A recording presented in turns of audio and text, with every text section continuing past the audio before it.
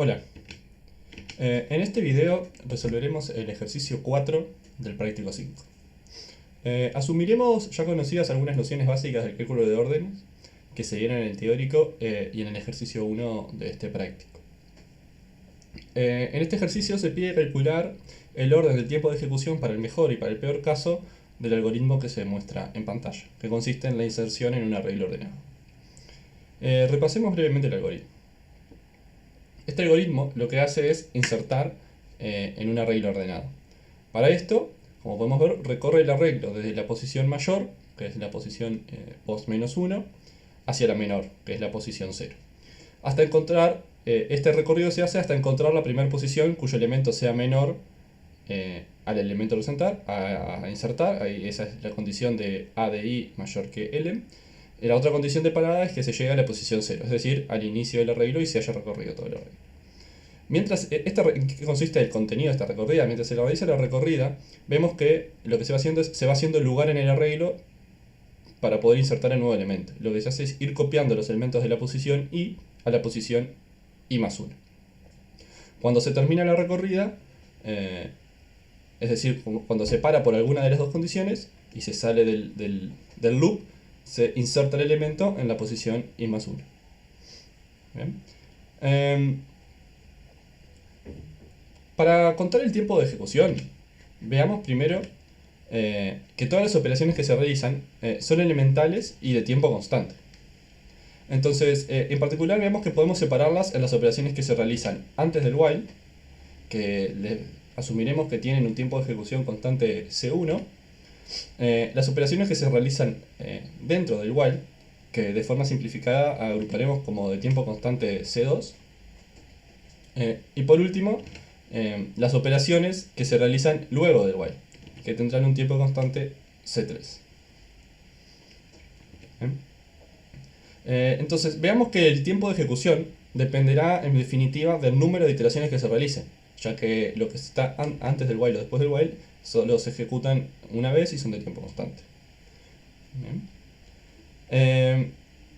Veamos el caso del mejor caso. En el mejor caso, ¿qué consistiría? Consistiría en ejecutar solo una vez el contenido del while. Esto sucedería si el elemento a la posición post menos 1 sea menor o igual que el elemento. Es decir, que si por la segunda condición del AND se saliera, se cumpliera, se ejecutaría solo una vez. Entonces, ¿cómo podemos plantear el mejor caso, el tiempo de ejecución para el mejor caso? Usamos menor o igual dado que estábamos simplificando. Una constante C1, que es lo que ejecuta antes del while, la constante C2, que es lo que ejecuta el while, y la constante C3. ¿De acuerdo? Y de esta manera obtenemos una formulación que no depende del tamaño de la entrada. ¿Bien? Y entonces es constante, por lo que podríamos decir que es de orden 1. Veamos ahora el peor caso. En este caso se da lo opuesto. Y el peor caso es que se ejecute la mayor cantidad de iteraciones posibles. Es decir, que se recorra todo el algoritmo. Todo el arreglo, perdón. Es decir, que se cumple para cada i que a de i es mayor que elemento. O sea, lo opuesto de la condición de la comparación. En definitiva, lo que se busca es que la iteración termine por la primera condición de i mayor o igual que 0.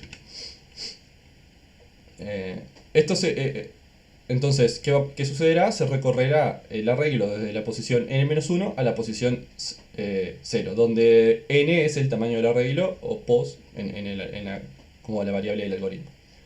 ¿Ah? Entonces, podemos plantear el tiempo de ejecución de la siguiente manera.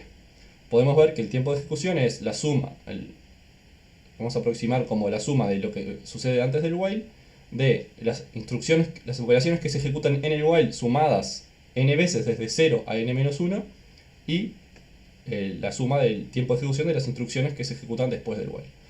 Bien, simplificando esto nos da C1 más n C2 más C3. Bien, como podemos ver, este es el orden, el elemento de mayor orden. Entonces podemos ver que en este caso el tiempo de ejecución tiene orden n. De acuerdo. Pasemos ahora entonces a la parte B del problema.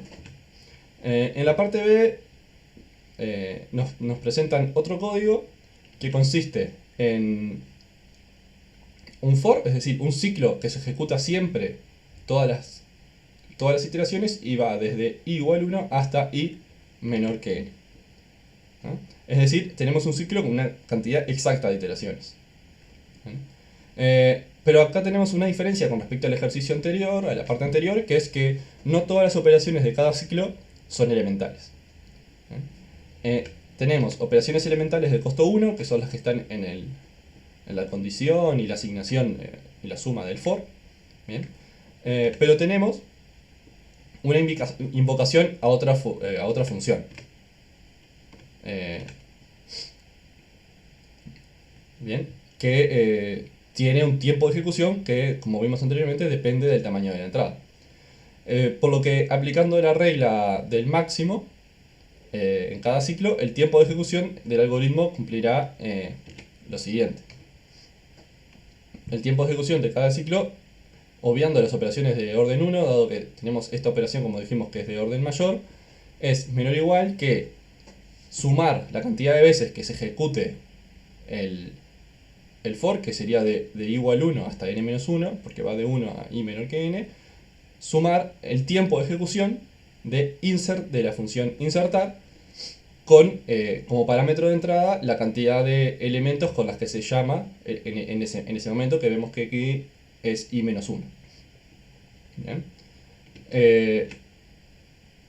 Entonces, es decir, en cada iteración se suma el tiempo de ejecución de la operación insertar con una entrada de un arreglo de tamaño i-1. Veamos que en el mejor caso, como calculamos anteriormente, podemos plantearlo así, y en el mejor caso vemos que, según el cálculo que hicimos en la parte A, el tiempo de ejecución de insertar es orden 1. Por lo tanto, lo que se hace es, se suma n veces algo de orden 1. Esto nos da que el tiempo de ejecución, en el mejor caso, será orden n. Veamos el peor caso, volvemos a plantear lo mismo. El tiempo de ejecución es la sumatoria del tiempo de insertar. ¿Ah? Pero como sabemos de la parte anterior, sabemos que el orden de ejecución de insertar en el peor caso es orden n. Por lo tanto, nuevamente simplificando las operaciones constantes, podemos plantear que el tiempo de ejecución de insertar de i-1 lo podemos sustituir por la sumatoria de i. De i desde i igual 1 a n-1. Esto claramente nos da que el tiempo de ejecución es n por n-1 sobre 2. ¿Ah? Y si desarrollamos esto, vemos que nos queda un término de n cuadrado, que será lo que nos determinará el orden. Por lo tanto, en el peor caso de esta parte B, el orden de este algoritmo es orden n cuadrado.